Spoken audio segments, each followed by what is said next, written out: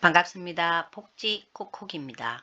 컨설팅을 다녔던 기관에서 평가를 받게 되었는데 공단에서 다운받은 급여 제공 지침 교육 자료가 잘못되어서 평가에서 점수를 잃었다는 연락을 해 와서 급하게 만들게 되었습니다. 이번 케이스는 수급자의 전체적인 파일만 보완해주는 경우였기 때문에 제가 급여 제공 지침 자료까지 살펴보지 않았었는데요. 그래도 이런 불상사가 일어나서 마음이 불편하더라고요. 물론 공단 자료를 다운받아서 사용하는 기관들이 상반기에는 대부분 통과가 되었기 때문에 살펴보겠다라는 그 생각조차 하지 못하기는 했었지만 최근 평가를 받은 기관에서 문제가 되는 걸 보니 아주 똑똑하신 분들이 평가를 진행하셨거나 아니면 상반기에 평가를 진행하면서 그 부분 누군가가 지적을 하셔서 하반기에는 공단 자료까지 검토를 하신 게 아닌가 그런 생각이 듭니다. 그럼 어떤 내용이 잘못되었는지 살펴볼 텐데요. 우선에 제가 살펴본 자료는 종사자 윤리 지침입니다.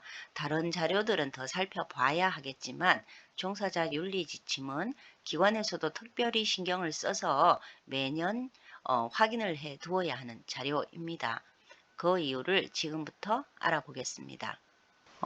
이 자료는 제가 만든 종사자 윤리 지침인데요. 종사자 윤리 지침에서는 목적과 정의가 들어가 있고요. 그리고 기본 원칙을 포함해서 수급자에 대한 윤리와 요양보호 서비스의 제공 원칙, 법적, 윤리적 책임, 직원 간의 윤리 기준, 그 다음에 기관에 대한 윤리 행동 강령과 사회에 대한 윤리 행동 강령까지 포함을 했고요. 무엇보다 중요한 급여 제공 직원의 윤리 관련 문제를 다루었었는데요. 이 급여 제공 직원의 윤리 관련 문제는 장기 요양기관에서 일어날 수 있는 문제들을 중심으로 급여 제공 지침에 포함을 시켰었습니다. 마지막으로 전문직으로서의 윤리라고 해서 각 기관에서 근무하시는 전문직, 말을 하자면 뭐 사회복지사라든가 간호사, 요양보호사, 간호조무사 등 그러한 직군들의 윤리를 반드시 포함을 해야 하는데 공단에서 내어준 자료에는 이 부분의 수정이 필요합니다. 먼저 간호사 윤리 강령입니다. 간호사협회가 창설된 지 올해로서 100주년이 되었는데 2023년 2월 28일 날 간호사 윤리 강령이 개정이 되었습니다. 하지만 공단 자료는 이전의 윤리 강령이었기 때문에 이 부분 반드시 기관에서는 수정을 해서 비치해 두어야 하는 자료가 되겠습니다. 이것은 공단 자료에 있는 윤리 강령입니다. 자료의 내용도 부족했고요. 이전에 발표된 간호사 윤리 강령을 살펴보면 내용이 부족한 부분을 알 수 있었고요. 이번에 2023년 2월 28일 날 개정된 새로운 간호사 윤리 강령을 보면 1. 간호사는 간호 대상자의 국적, 인종, 종교, 사상, 연령, 성별, 정치적, 사회적, 경제적 지위, 또 성적 지향, 질병, 장애, 문화 등의 차이에 관계없이 평등하게 간호한다라는 것이 나와 있고요. 두 번째는 간호 대상자의 관습, 신념 및 가치관에 근거한 개인적 요구를 존중하여 간호하는 데 최선을 다한다. 그리고 세 번째는 간호 대상자의 개인 건강 정보를 포함한 사생활을 보호하고 비밀을 유지하며 간호에 필요한 최소한의 정보 공유를 원칙으로 한다라고 밝히고 있습니다. 네 번째는 간호의 전 과정에 간호 대상자를 참여시키며 충분한 정보 제공과 설명으로 간호 대상자가 스스로 의사 결정을 하도록 돕는다는 자기 결정권 존중에 대한 이야기가 있고요. 다섯 번째, 취약한 환경에 처해 있는 간호 대상자를 보호하고 돌본다. 여섯 번째는 건강을 위협하는 사회적 유해 환경, 재해, 생태계의 오염으로부터 간호 대상자를 보호하고 건강한 환경을 보존 유지하는 데 적극적으로 참여한다는 것. 그리고 첨단의 과학 기술을 포함한 생명과학 기술의 적용을 받는 간호 대상자를 돌볼 때 인간 생명의 존엄과 가치를 인식하고 간호 대상자를 보호한다는 것. 그리고 모든 업무를 대한간호협회 간호표준에 따라서 수행을 하고 간호에 대한 자신의 판단과 행위에 책임을 진다. 아홉 번째는 간호 수준의 향상과 근거 기반 실무를 위한 교육과 훈련에 참여하고 간호 표준 개발 및 연구에 기여. 열 번째는 간호 전문직의 발전과 국민 건강 정진을 위해 간호 정책 및 관련 제도의 개선 활동에 적극적으로 참여한다는 이야기가 있습니다. 그리고 11번째는 의료 자원의 분배와 간호 활동의 형평성과 공정성을 유지함으로써 사회의 공동성과 신뢰를 증진하는 데에 기여한다. 12번째는 간호의 전 과정에서 대상자의 안전을 우선시하며 위험을 최소화하기 위한 조치를 취해야 한다. 13번째, 자신의 건강을 보호하고 전문인으로서의 긍지와 품위를 유지한다는 것. 14번째는 동료 의료인이나 간호 관련 종사자와 협력하는 경우에 상대를 존중과 신의로서 대하며 간호 대상자 및 사회에 대한 윤리적 책임을 다한다. 15번째는 동료 의료인이나 간호 관련 종사자에 의해 간호 대상자의 건강과 안전이 위협받는 경우에 간호 대상자를 보호하기 위한 적절한 조치를 취한다. 그리고 마지막으로 첨단 생명과학 기술을 적용한 보건의료 연구에 협력함과 동시에 관련 윤리적 문제에 대해서 경계하고 대처한다는 간호사의 전반적인 윤리 문제를 다루었습니다. 간호 종사 윤리 강령 역시 공단 자료에는 개정된 윤리 강령이 반영되어 있지 않습니다. 그래서 제가 개정된 윤리 강령을 가지고 왔는데요. 기관에서는 이 부분 역시 수정해서 자료를 비치해 두어야겠습니다. 다음은 사회복지사 윤리 강령인데요.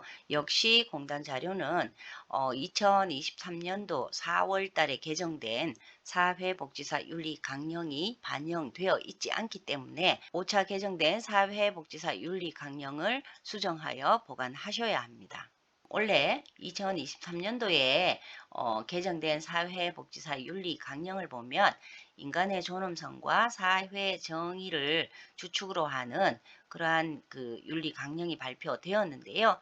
일단 사회복지사는 개인적, 사회적, 문화적, 정치적, 종교적 다양성을 고려하며 개인의 인권을 보호하고 존중한다.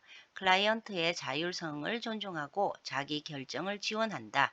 그다음에 클라이언트가 역량을 강화하고 자신과 환경을 변화시킬 수 있도록 지원, 사회복지 실천 과정에서 클라이언트의 개입과 참여를 보장한다는 것, 그리고 사회 정의에서는 개인적, 집단적, 사회적, 문화적, 정치적, 종교적 차별에 도전하여 사회 정의를 촉진, 개인, 가족, 집단, 지역사회의 다양성을 존중하는 포용적 지역사회를 만들기 위해 노력한다는 것, 부적절하고 억압적이며 불공정한 사회 제도와 관행을 변화시키기 위해서 사회의 다양한 구성원들과 협력한다는 것, 그리고 마지막으로 포용적이고 책임 있는 사회를 만들어가기 위해 연대 활동을 한다는 이야기가 있는데요. 사회복지사 윤리 강령에는 윤리 지침이 또 따로 굉장히 길게 마련이 되어 있습니다.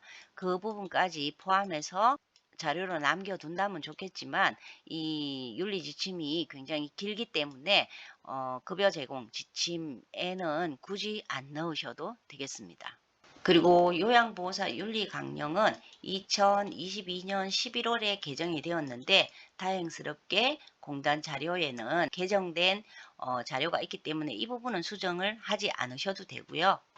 물리치료사의 윤리 강령이 나와 있는데 이 부분도 제가 확인을 해보니 누락된 부분들이 있어서 수정을 하시는 것이 좋을 것 같습니다.